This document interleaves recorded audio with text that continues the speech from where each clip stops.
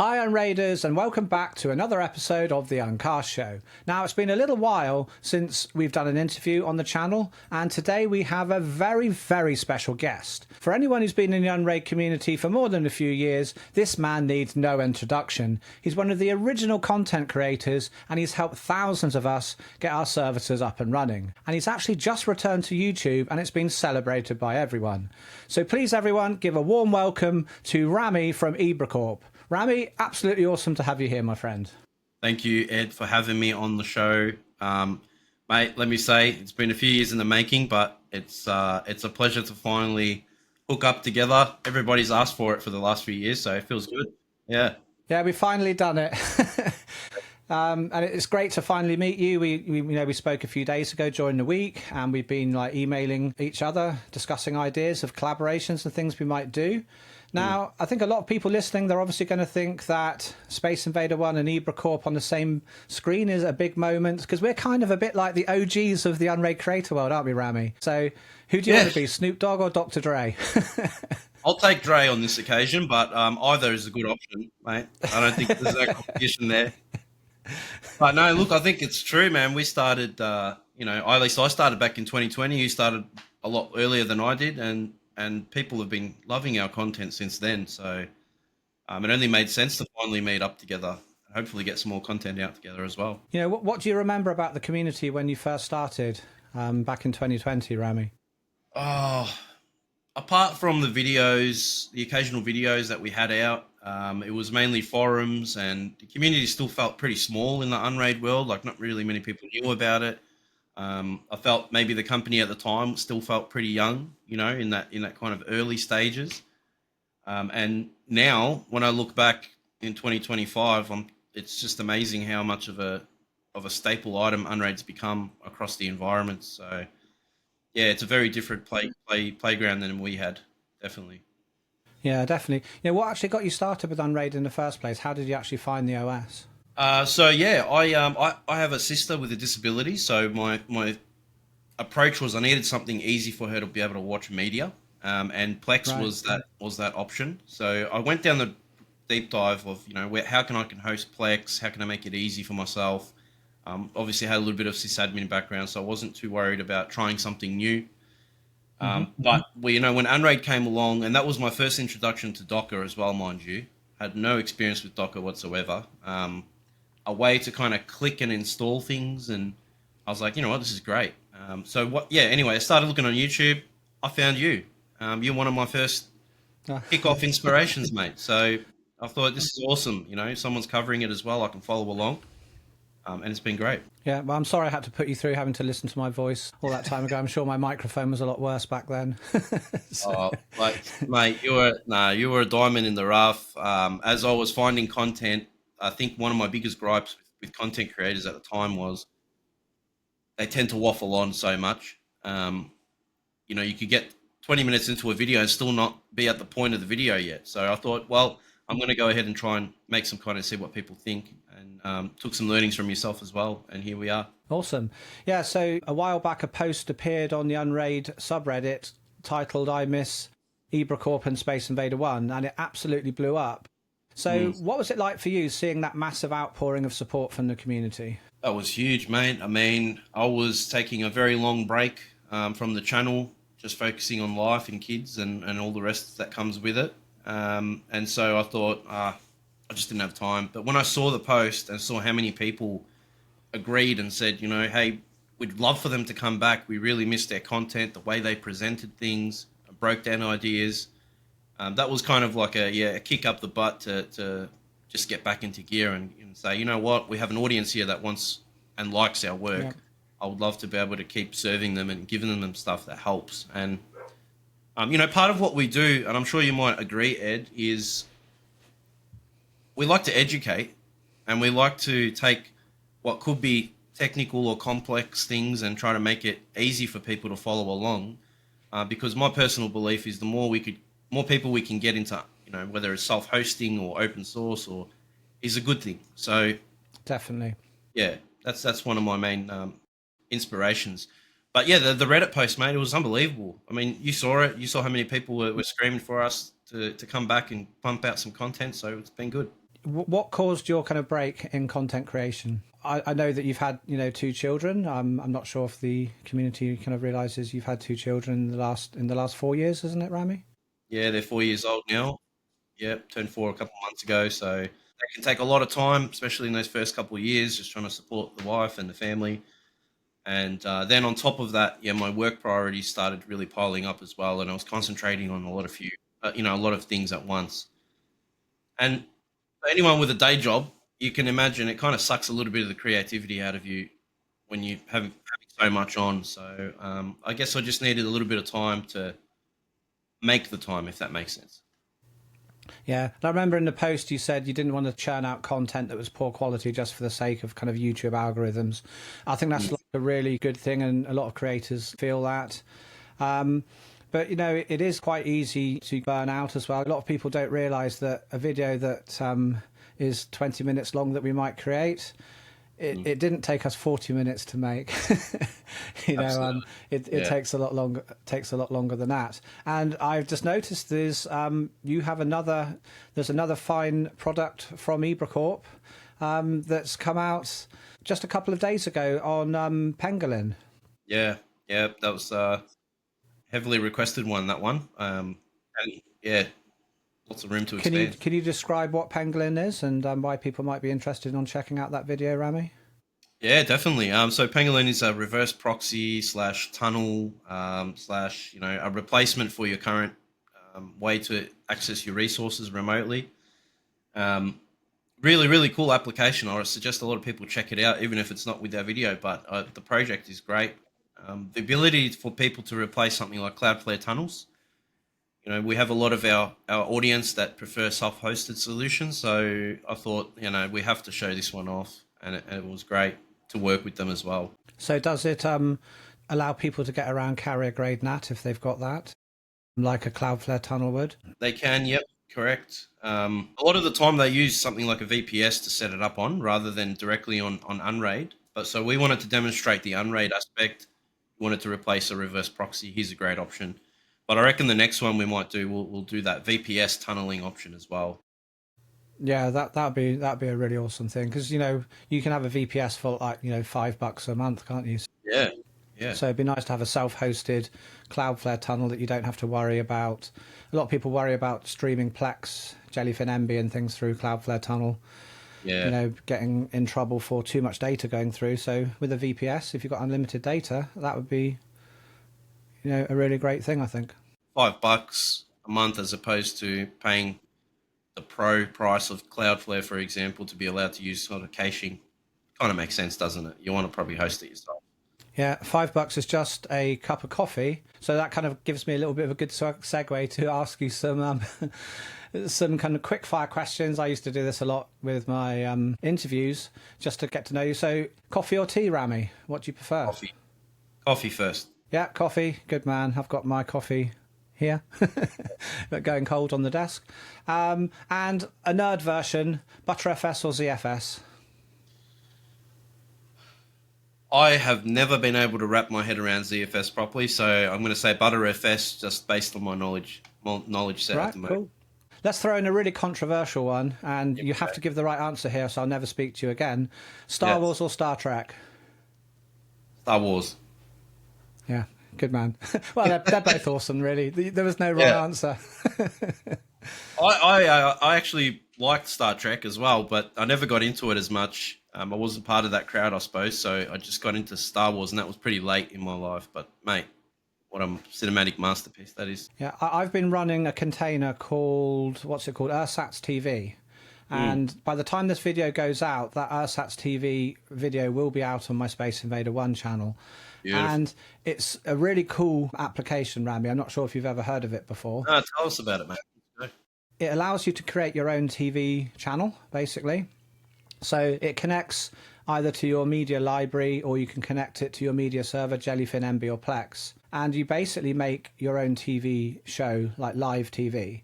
Okay. You make little collections. So I've got my kind of 1990s and noughties sci-fi, things like Dark Angel, kind of Star Trek Next Generation, all my kind of favourites. And you can either have it so you literally schedule the the programming, you could have like 6 p.m. it does 2 hours of Star Trek, 7 p.m. it does 2 hours of like Stargate, what have you. Yeah, so your own TV channels, right?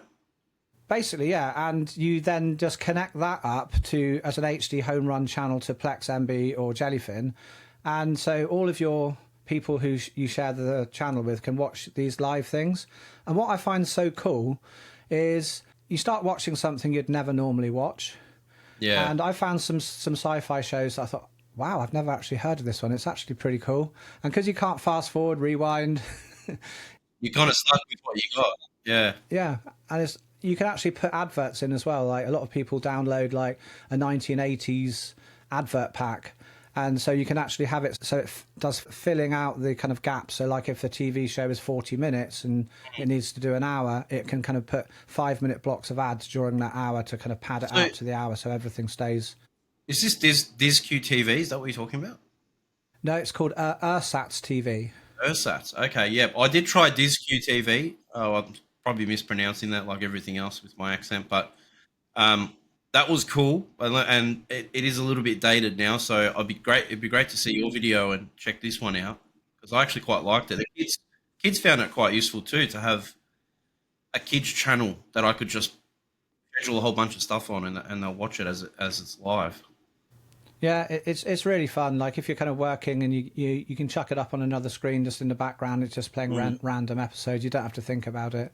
I was speaking to a friend of mine the other day and he was saying, wow, that's going to be so good for my mum because she likes the show Golden Girls. His mum's in her 90s. And so choosing the shows through Plex and that kind of thing is more difficult for her. So just to have it that she can just kind of turn it on, it just plays random episodes or... Yeah, I'm really enjoying that. It's probably my favourite container at the moment. It's something that I didn't know I'd like as much as I do. Yeah, get it out there. I can't wait to see that one. That'll be great. Yeah, people will love that. Anyways, we went off a little bit of a side tangent there. So I'm going to ask you a question that can end friendships. When you're editing a config file, tabs or spaces? Spaces. Yeah, me too. Yeah. I've been burnt. Yeah, I've been burnt with tabs many times, and I've been slapped over the head for it. So definitely spaces. Yeah. And last one. So say you're setting up a media server for a friend. Are you going to point them to Plex or Jellyfin? Oh, I'm going to say it depends on the friend. Yeah, well, it depends. If you like them, you'll say Jellyfin. If you don't like them, Plex. Yeah, pretty much. No, but I think if they have a little bit of tech savviness, I'd say go for Jellyfin, because they'll be able to at least troubleshoot anything that might come up or know where to look. I feel like still, if I'm being completely honest, Plex is still the most polished media server out there. I could be wrong. People can correct me, but I just still think it's still the most polished. Like, it just works most of the time. Yeah, I think you're 100% right, Ramy. Yeah. But I love the open source aspect of Jellyfin. That's why I've been covering it a lot late. That's why I've been covering it a lot lately, just so people can jump on board. Because if it can be supported more and given enough donations for people to develop it off their own back, it can be just as good as Plex. The only difference is, Plex is a private model, right? So they've got a lot of capital to keep building on the app. That's probably all it is. So out of the features that you see in Plex, what would you love to be able to see in Jellyfin that isn't there, that is in Plex? I don't think there is any features in Plex necessarily that I couldn't get out of Jellyfin. Whether it's all out of the box, I don't know. It might be a different question, though. What about yourself? I don't use Plex. I never have, to be honest. Okay. I originally used Plex and MB and tried them at the same time, and I just didn't like Plex's interface. I really liked MB, and I run Jellyfin and MB side by side at the moment. Beautiful. Yeah, nice. I did like MB as well. I just gave that a trial, a couple of years ago. No complaints though. It ran great. Talking about containers and things, I've probably got a question that everyone's dying to know. Give us a verbal tour of your server. What's your main Unraid server running these days? And also, what hardware is running the software that's running what you're running on? My primary server, my whole rack is sitting right back behind me there. There's It's grown over the last few years, so we've got a Unify switch in there connecting back to the UDM Pro inside.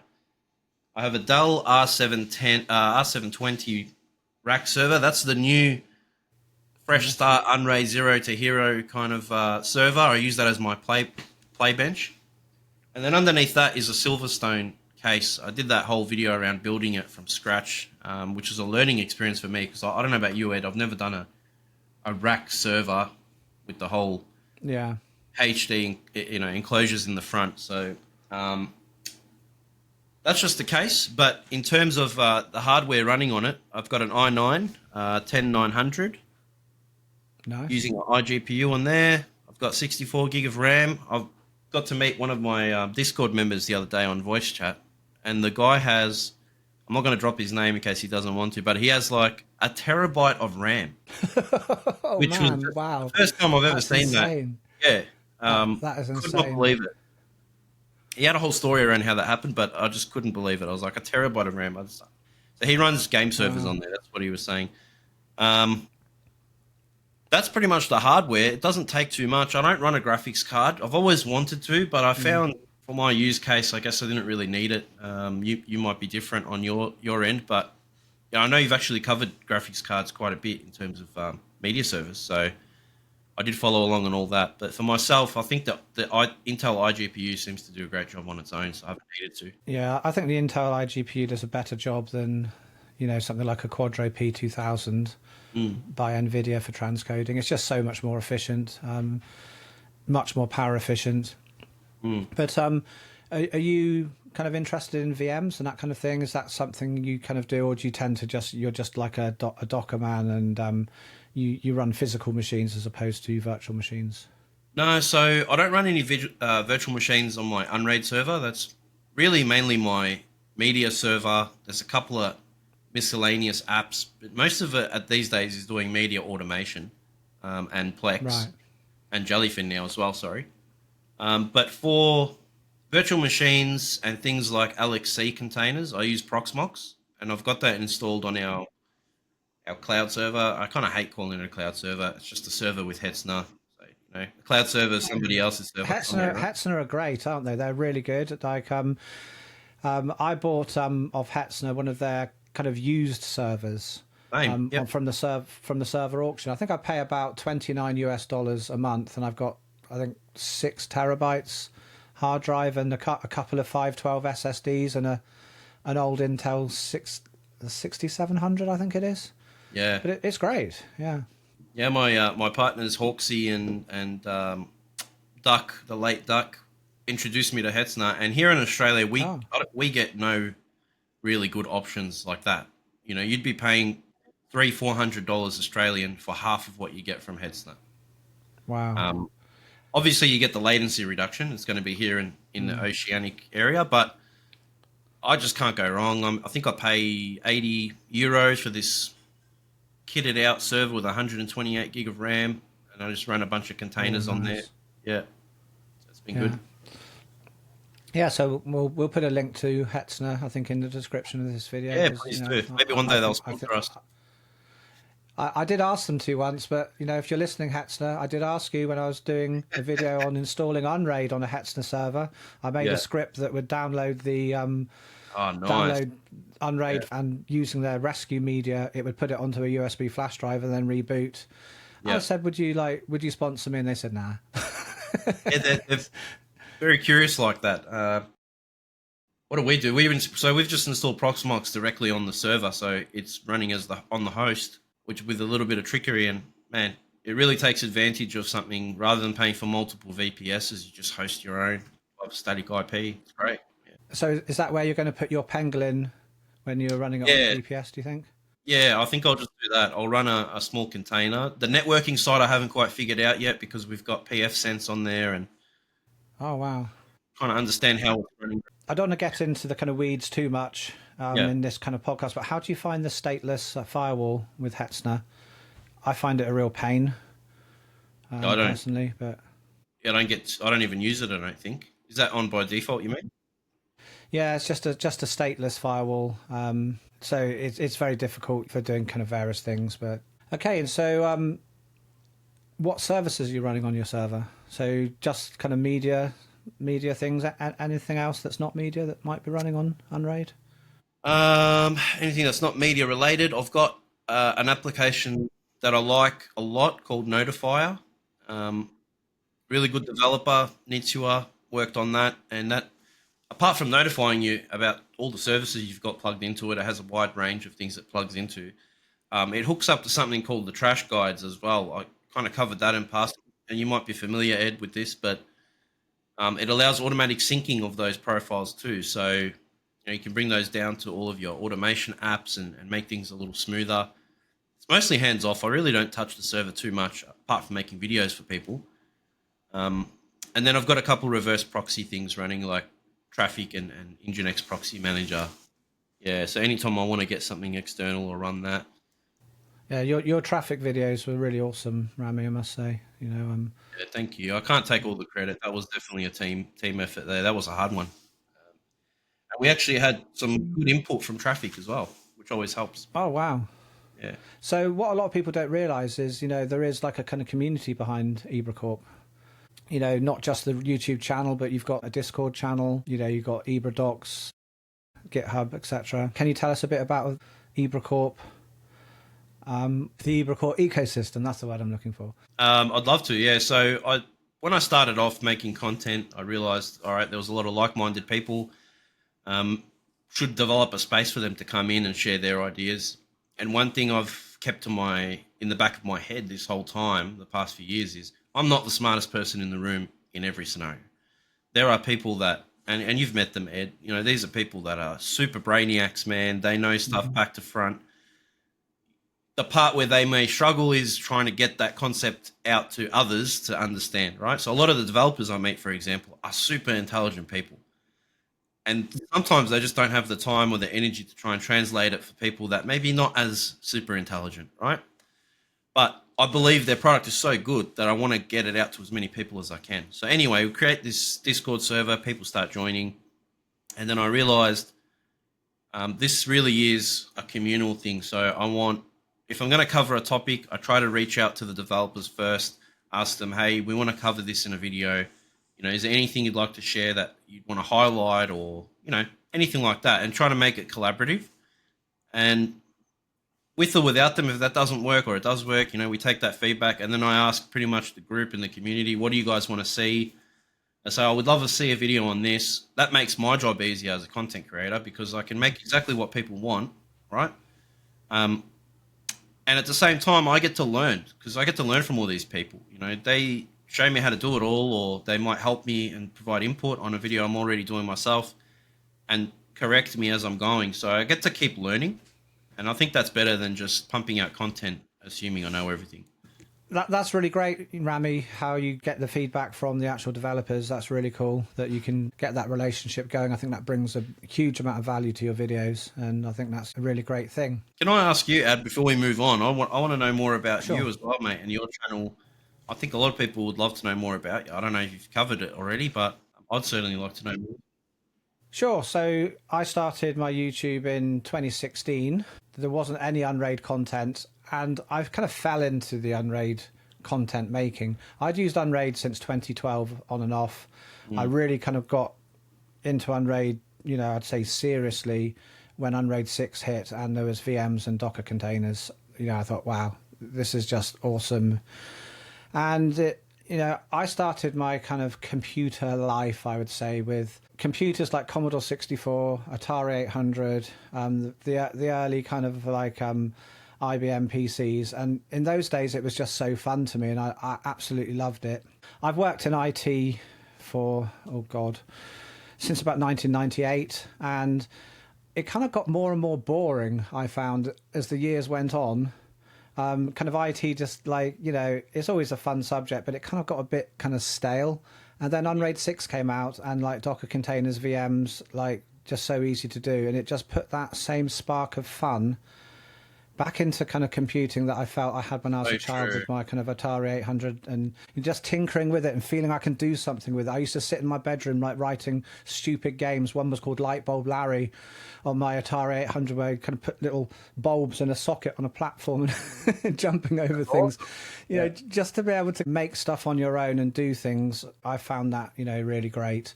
I think it was about the same time, it must have been, as Windows 8 came out. So, you know, you're kind of like seeing things like Windows 8, and then, you know, you get Unraid 6. Yeah. It's like, you know, absolutely no comparison. Anyway, I'm kind of drifting off here again, but my daughter said she wanted to do a YouTube channel, and I was going, yeah, go for it, just do it. And she's going, oh, I'm too embarrassed, I'm too shy. And I said, I'll tell you what, if you do a YouTube channel, I'll do one as well. So I started doing YouTube. I think the first video I did was actually, I did it with my brother as we, I think, put some sort of liquid cooler on a GPU or something ridiculous. And I think it's called the Frostbite or something cooler. And I quite enjoyed just making the videos. And my daughter a week later said that she has changed her mind and she was on to kind of something else that she wanted to do. I think she wanted to, like, you know, try some kind of sport, or I think it was horse riding that she wanted to do then. And like YouTube had kind of like become a second sort of you know, thought. And I thought I actually really enjoyed it, and I was really into using Unraid. I've been using it a long time, and I thought there's just no videos on Unraid at all. There was just absolutely nothing, so I thought I'm going to start doing them. So, and I apologise to everyone who has to listen to my early videos with my MacBook Pro microphone. Yeah, I started with the headset, mate. Well, we'll start somewhere, right? Yeah. Yeah. That's an awesome story, though. I used to get a lot of complaints. I used to get about the sound quality of my videos. So hopefully it's better now. Like we said the other day, I think it's something you only realise once you start really making a lot of content how important the sound is, and yeah, you start to appreciate. Okay, I probably need to splurge and buy a good microphone because people want that good sound. Yeah, there's nothing worse than watching a YouTube video and the sound's just hard. You know, I'd rather watch a YouTube video with crap video and good sound than good video and crap sound. You know, I think most people are the same. But you know, a lot of people might wonder, you know, where I've been with the SpaceinvaderOne channel. Yeah. A lot of people might not know that I started working officially for Lime Technology at the beginning of this year, and I'm making content on the Uncast channel, various things like, you know, interviews like Ramy and I are doing right now, various kind of tutorials and reviews of things like we reviewed the Link Station N2 and S1 recently, things like that. And I really wanted to get into my new role. I used to run my own business, an MSP, for probably 20 years. And it got to a kind of point in my life where I was thinking I'd quite like a change, and the opportunity came up to work full-time for Lime Technology. Best move I ever did. Such a great team we've got. Yeah. And I really kind of wanted to get into doing that. So I wanted to really concentrate on my role there. And I thought, I want to get the Uncast channel up to 10,000 subscribers. So I didn't want to be putting out content on my own channel, taking away kind of views to the Uncast. I wanted to build that up first, but we're over 10,000 subscribers now. I think we're on about 11,500. Yeah, I just checked in the other day. It was really steaming ahead. It's good. So yeah, I think I can start making some Spaceinvader One things. I've got a whole load of things in the pipeline. Also, just in my spare time recently, I've been working on various little plugins and things. Like, one thing that I've been working on is a way to actually start the Unraid array that's encrypted without having to put in an encryption key. So I'm going to kind of announce what it is here now, as I finish the plugin now. So I did a video years ago. I'm not sure if you use encrypted disks on your server, Ramy, or you just... I'm not, but I'm listening now because it sounds interesting. You know, I like to have encrypted disks on my server. The main reason being is not that I've got like super secret kind of NASA data there that, you know, if anyone found it, it's going to be really bad. But if one of my drives goes wrong, and it's quite a new drive, and I want to RMA it back to the company, I don't have to worry about my data being there because it's encrypted, and, you know, it's not going to kind of just get recycled and maybe churned out to someone else, and they could, like, you know... That's a good point, yeah. Find the data on there. So that's really my main reason I want the encryption. So the pain is always where you start up your Unraid server and you've got to put the encryption key in. And yeah, you could have like an encryption key 1234 if you want to be really dumb. But you need a long, decent encryption key, and that can be a pain to type in. So years ago, I thought, how can we get around that? So I made a script that just basically downloads it from a web server in a private FTP place. But then that script was in the Go script, and obviously if someone stole your server, that script's there, and they could, decrypt the server. So the server would boot up, do that, download the key, unlock the drives automatically. So a lot of people use that for many years, and I think most people who auto-unlock their servers do still do that. But yeah, you can delete the key from online if you find out your server's been stolen. But say you're away for a month, your server gets stolen, they plug it into the internet and they load it up. All of your data is going to be there. Yeah. So, for people who might be running kind of like a small business, they might be, have more kind of important data. They may have financial data on there. That could be a real issue if a thief steals it and they just happen to then go through and find other data that's more valuable than the server itself. So I really wanted to think of a way of actually mitigating that. So basically how encryption works is it uses LUKS encryption, which, saying this more for the kind of audience, I know you know this already, Ramy, but you can have more than one key. I think in LUKS 2 it's 32 keys we can have. So you can have multiple keys. So what I figured is we keep the main key that you'd normally type in. And so what the plugin does is it generates its own dynamic key. It takes the serial number or the MAC address of your primary NIC, and it also reaches out to your router, takes the MAC address of the router, and it combines them and hashes it into a separate key. And so then when the server starts up, if it's connected to the router, it can always generate the key dynamically, and it will create that key on boot, put it in and unlock the drives. So then if someone steals your server, they're very unlikely to steal your router and your internet and try and set it all up there. They're going to steal just the server. They'll leave the router behind, and then it will auto start, and it won't be able to make the dynamic key. That's awesome. It'll be plugged into a different router, and so the key will be incorrect and it won't auto start. But then you can always get in with your original key. So it just gives you an extra key and allows the auto start. So I've been working on that probably since January on and off, and surely you're going to do a video adding more and more things. So that's a video that's coming this week after the Ersatz one, and I'll release the plugin officially. Mate, look at us. We're coming back. We're coming back with a punch, aren't we now? Yeah. Wow. And I think, Ramy, how many videos have you done since like the Reddit post? It must be kind of like what, 4, 5? Yeah, look, I went a little bit too hard that first week. Probably I was a bit too excited, man. You get pumped up, So yeah, I think I've done about 5 and a couple of shorts. Trying to do a bit more of the shorts. And I just want the audience to know as well. I've avoided, and Ed's probably the same, right? When I was saying to you, Ed, that I like putting good quality content, I'm not always about the algorithm.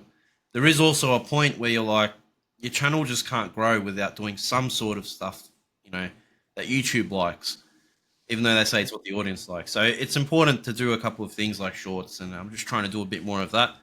But the main content's always going to be those flagship videos we do. They're the most fun as well. Looking ahead, you've come back with a clear vision, obviously, and absolutely. What would you say is the grand plan for Ibracorp over the next year? Now you're back. Yeah, great question. I've been thinking about this, a lot over the past few weeks, and my clearest vision is to keep growing the channel, to keep getting more involved with a lot of these projects that I probably put off in the past few years because I didn't have the time, so I can invest a bit more time in that, and ultimately try and really sit YouTube at the front. I'm trying my best to do that now, rather than kind of like a side thing. I'm trying to make it more of the main thing for us here, because it just gives me that creative joy that I just don't get out of, like you said earlier, IT gets boring, and you couldn't have said it better, man. I do it day in, day out.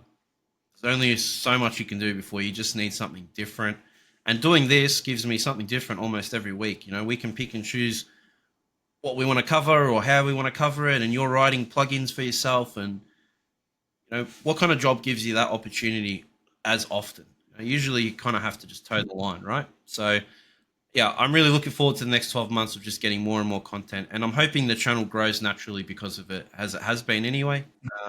Everyone, who doesn't know Ramy's channel, get over to Ibracorp, hit the subscribe button. Like both Ramy and I, we want to get to 100,000 subscribers. We need the silver plaque. Man. So, everyone watching who is a Spaceinvader One watcher, go over to Ramy's channel and just hit that subscribe button, please. Thank you so much. Yeah, please do. Switching gears a little bit, Ramy, a lot of people don't realise, and you just mentioned it briefly then, that, your career is actually in IT and you work in cybersecurity, am I correct? Correct, yeah. Over the past 2 years, I think I've been doing that role specifically, yeah. And how do you find, does that tie in any way to your kind of YouTube content? Do you find that's kind of helpful in the kind of type of things you're doing? Is there like a kind of crossover with that in any way that you find useful?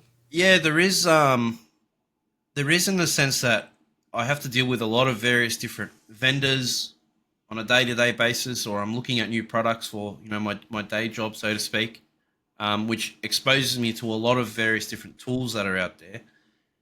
Now, generally, we're not talking about the same tools you probably buy to protect your house or your home network. These are usually, as you know, enterprise things. But what it does give me is a bit of a visual of, hey, I wonder if there's an open source option of this particular tool. Right. And if there is, man, people should know about it, because I think it's a really cool idea. I just don't know if someone at home wants to pay $20,000 to have it. So, what options do they have? So, yeah, I do crossover all the time. The YouTube stuff is actually pretty funny because I started doing a lot more cyber awareness training as well. So my role is a cybersecurity advisor. That's typically what my role is. So when I'm not advising, I'm also trying to bolster up resilience. And I'm trying a new thing for Cybersecurity Awareness Month in October, with doing like a retro theme, gamifying it, and trying to get more buy-in from the staff. So trying to think outside the box and use a bit of that creativity there has been fun. And, I bring that back to the channel because I can pretty much share all the funny stories that we kind of get across the line. Cyber is one of those things. You've been around a lot longer than I have, Ed, but it never used to be called cybersecurity. It just was IT security, Pretty much. You wore many hats as a sysadmin as well. You kind of covered that aspect anyway.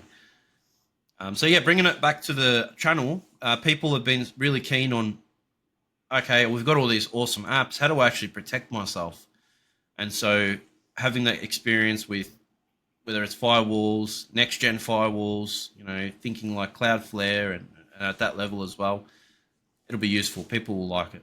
Yeah, what advice could you give to the Unraid users out there for how they can actually improve the security of not only their Unraid server, but the services that they have running on it that they expose to the internet? Do you have any tips that you would say are must-do things? What would you recommend to the community for that? Number one, and I hope you agree with me on this, but please do not port forward to your Unraid server directly. That is the first and foremost thing I'm going to start with. We've heard some horror stories. We've probably all done it at one point. Don't do that. The next best thing you can do is, if you can just avoid opening ports at all, in my opinion, is your best choice. And if you can do it in a self-hosted way, something like WireGuard, you're laughing, I think one of the biggest learnings I had from when I started even the channel, but just me learning it in Unraid as well, was, do I actually need everything reverse proxied? Like, I was just reverse proxying everything. And a few years down the line, I thought to myself, I probably don't actually need this stuff publicly available. I can just VPN in and access it anywhere anyway. Why take that risk? So that's probably my two big tips. Yeah, definitely. Like, I had a friend of mine, I'm not going to say your name, Marco. he literally just forwarded port 80 before Unraid actually even had like a password to log in to the internet. Oh, wow. And then one day he rang me up and goes, Ed, all of my data's gone. And I went, really?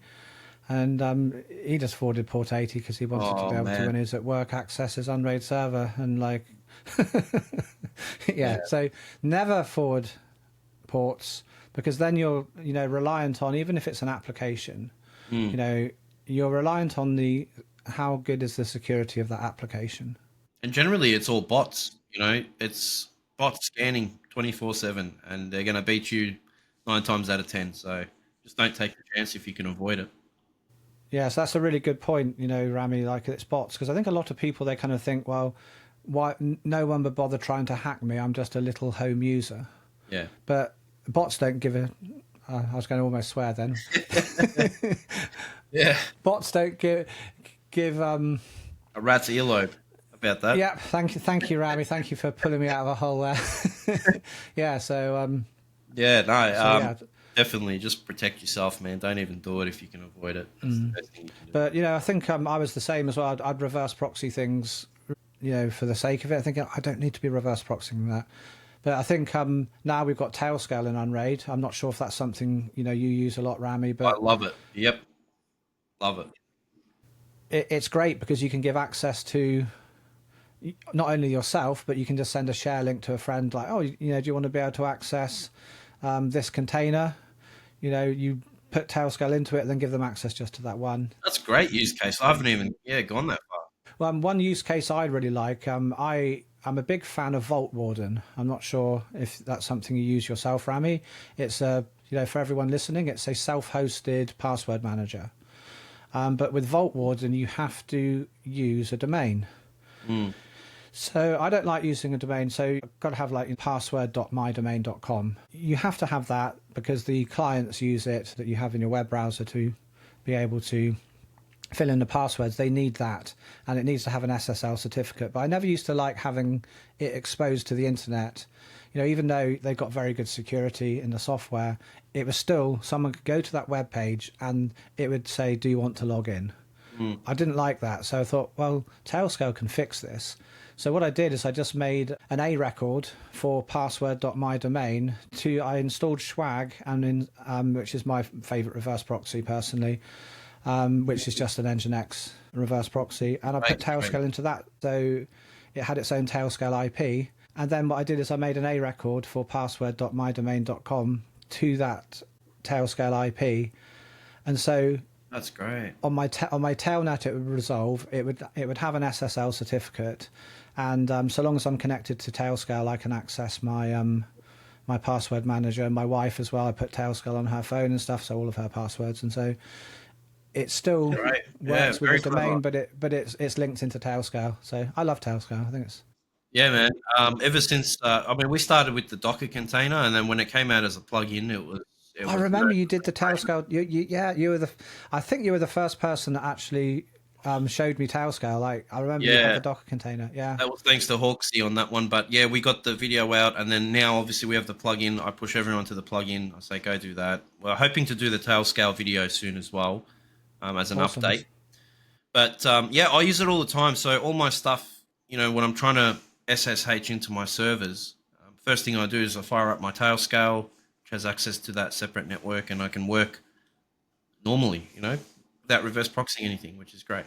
Well, we've got a little bit of an announcement to make as well, haven't we, Ramy? To the community is Ramy and we're going to be doing some collaboration videos together. So Spaceinvader One and Ibracorp coming together, and we're going to be making some really great content for you. To the community, is there anything in particular you'd like us to cover together? We've got some ideas. We're not going to spill what they are right now, but if you guys have got any ideas of what you'd like Ramy and I to cover together, we'd be very happy and open to any suggestions. Yeah, make sure you drop it in the comments, guys, because we'll read the comments, and it gives us exactly the right thing to make for you. So feel free to jump in and subscribe. That'll be great as well to both our channels, so you can get alerted when we drop them. Yeah, for sure. So I'm very excited about working with Ramy, working with such a, great YouTuber who's been around for a long time. Like we were saying earlier, working with my OG counterpart, I think that's going to be super fun. And with Ramy's kind of skills, and he brings a different angle to things, teaches things a bit different to me. So the combination of us together, I think we can have some great collaborations and have a whole load of fun with you guys out there in the community as well. But anyway, it's been an absolutely fantastic chat, Ramy. This has been well overdue, in my opinion.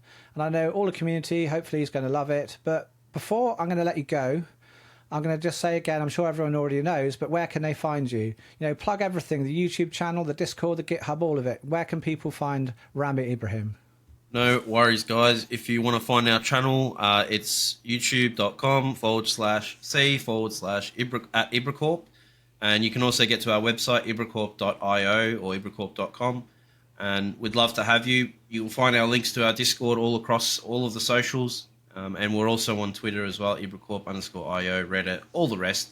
You'll find the links there on our website. But yeah, we'd love to have you. Thank you very much, Ed, for meeting me. And as a fan, as much as I'm a content creator, I'm also a fan of yours and your work. So thank you for your work.